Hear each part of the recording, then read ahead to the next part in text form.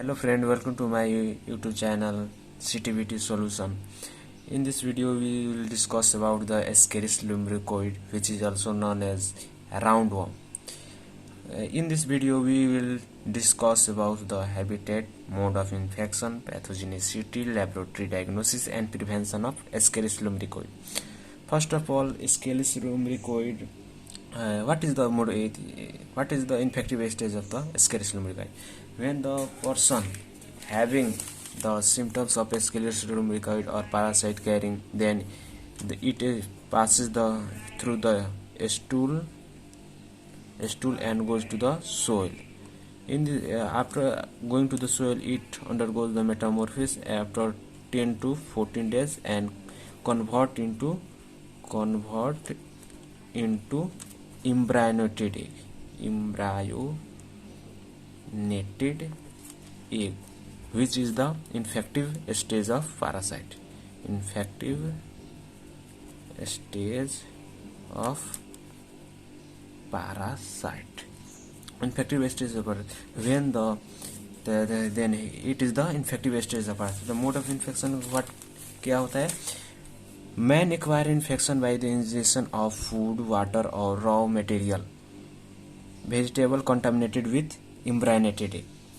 Then what is the pathogenesis? What does it causes? Pathogenesis, what is the disease caused by the Ascaris lumbricoid?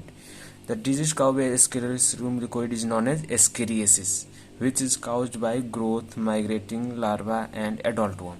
Adult worm और larva pathogenesis कराता है. तो हम लोग का जब जाता है एम्ब्रायोनेटेड एग, हमारा जब स्टोमक में जाता है तो क्या होता है, एम्ब्रायोनेटेड एग कोई भी मैन जब इनगल्फ करता है तो सीधे हमारा स्टोमक में जाता है. स्टोमक में जाने के बाद उसमें गैस्ट्रिक एसिड उसका आउटर कवर हटा देता है और वो लार्वा में कन्वर्ट होता है. लार्वा उसके बाद क्या होता है, उसके बाद पेनिट्रेट करता है, penetrate and pass into, penetrate करता है and pass into systemic circulation through stomach. उसके बाद क्या होता है, सिस्टेमिक सर्कुलेशन में जाता है. उसके बाद राइट एट्रियम ऑफ हार्ट में जाता है एंड लंग्स में भी जाता है. लंग्स में जाने के बाद उसके क्या कहता है, वो लार्वा हमारा क्या में हो गया, लंग्स में हो गया. तो ये larva in lungs also causes क्या करता है, पैथोजेनिसिटी. उसके बाद लार्वा होता है तो हमारा लंग्स में पाया जाते हैं. तो क्या क्या करा सकते हैं उसको हम कहते हैं कि symptoms shown by the larva in the lungs. उसके बाद हम कहते हैं system due to the migrating larva. तो हमारा लंग्स में जो पाएगा तो क्या करे, ड्राई कॉफ, एस्केरियासिस, न्यूमोनिया करा सकता है. उसको हम क्या करते हैं, Loeffler syndrome, bronchial asthma, articular race. उसके बाद जो एडल्ट वर्म होता है, जो लार्वा वो होता है, लार्वा जो होता है वो क्या होता है, क्रॉल, CRAW, क्रॉल करता है. उसके ट्रेकिया के द्वारा क्रॉल करके हमारा क्या होता है, इपीग्लोटिस तो जाता है. उसके बाद क्या होता है, इसोफेगस में चला जाता है. इसोफेगस में जाने के बाद वो स्टोमक में जाता है.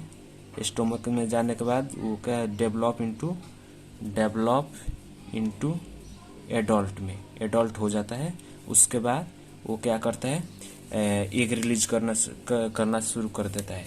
तो हम लोग का क्या होता है, एडल्ट वर्म क्या क्या कर सकता है. तो जो हमारा कोई भी पैरासाइट जो इंटेस्टाइन में पाया जाता है वो क्या कर सकता है, abdominal pain, weight loss, malnutrition, night blinded due to vitamin A deficiency. उसके बाद क्या हो जाता है, irritation of anal, nausea, vomiting उसके बाद लाइब्रेटरी डायग्नोसिस में हम क्या करेंगे, जो हमारा एडल्ट इंटेस्टाइन में पाया जाता है एडल्ट वर्म, वो क्या किसके एग रिलीज करना शुरू कर देता है, तो उसको हम क्या स्टूल को सैंपल लेंगे।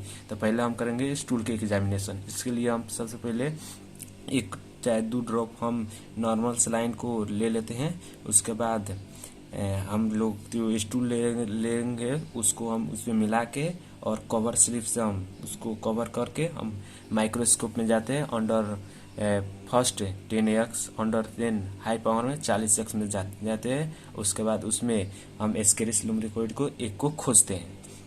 तो इसके बाद हम क्या लिखेंगे कि take a clean glass slide, add 1-2 drop of normal saline with the help of bamboo stick, pick up a small quantity of stool sample, mix with the slide containing normal saline solution, cover with cover solution हम क्या करेंगे उसको cover कर देंगे। उसके बाद हम जाएंगे माइक्रोस्कोप में लेकर जाएंगे। तो पहले का हम कितना में रखेंगे 10x में रखेंगे और आज उसके बाद 40x में रखेंगे। और examine for the egg of Ascaris lumbricoides, हम एस्केरिस लुम्ब्रिकोइड के क्या एग उसमें ढूंढेंगे। अगर मिल जाता है तो टेस्ट पॉजिटिव है, उसको एस्केरिसिस हुआ है, अगर नहीं मिल जाए तो नहीं हुआ है। उसके बाद हम क्या करेंगे स्पुटम की एग्जामिनेशन करेंगे। क्योंकि जो लार्वा है हमारा क्या पाया जाता है लंग्स में पाया जाता है, वो क्या कर सकता है कि हम क्रॉल करके क्या आते हैं एपिग्लोटिस और सलाइवा में भी आ सकता है। तो इसीलिए हम क्या करेंगे स्पुटम की भी एग्जामिनेशन करेंगे, उसमें लार्वा खोजेंगे, ना कि हम उसमें एक खोजेंगे। ब्लड, इसके बाद हम क्या कर सकते हैं ब्लड एग्जामिनेशन करेंगे ताकि उसमें क्या मिला जाता है ल्यूकोसाइटोसिस और इसाइनोफिलिया मिलेगा। ल्यूकोसाइट कम हो जाएगा, इसिनोफिल बढ़ जाएगा। उसके बाद हम क्या कर रहे थे, हम उसको सीरोलॉजिकल टेस्ट करेंगे। हम सीरोलॉजिकल टेस्ट किसे कहते हैं, जो एंटीबॉडी और एंटीजन के रिएक्शन कराएंगे तो उसको हम करेंगे सीरोलॉजिकल टेस्ट। जो हमारा एडल्ट वर्म पाया जाता है वो हमारा कैप्स में पाया जाता है इंटेस्टाइन में पाया जाता है। तो हमारा शरीर उसके अगेंस्ट क्या करता है एंटीबॉडी बनाता है। तो हम उस ब्लड को लेंगे और उसको हम सेरम सेपरेट करेंगे तो उसमें क्या हो जाए एंटीबॉडी और हम लैब से क्या है उसमें रखेंगे एंटीजन रखेंगे। तो उसके बाद क्या होता है अगर रिएक्शन कर सकता है ब्रेकडाउन हो गया तो पॉजिटिव है, अगर नहीं हुआ तो नहीं। तो रिएक्शन नहीं हुआ तो क्या हुआ तो कि उसको इफेक्ट नहीं हुआ है और वो पर्सन क्या है नहीं है इफेक्टिव नहीं है। उसके बाद हम प्रिवेंशन करेंगे। तो प्रिवेंशन में क्या हो जाए ट्रीटमेंट करेंगे, उसके बाद में वुमेन स्टूल के डिस्पोज नहीं करने देंगे, प्रॉपर हैंड वॉश करेंगे, प्रॉपर से टॉयलेट का यूज करेंगे और अवेयरनेस प्रोग्राम फैलाएंगे। इसमें आप इसके स्क्रीनशॉट भी ले सकते हैं। हम एक बार पूरा हम जरी से अगर निमन से कर देते हैं स्क्रीनशॉट ले सकते हैं।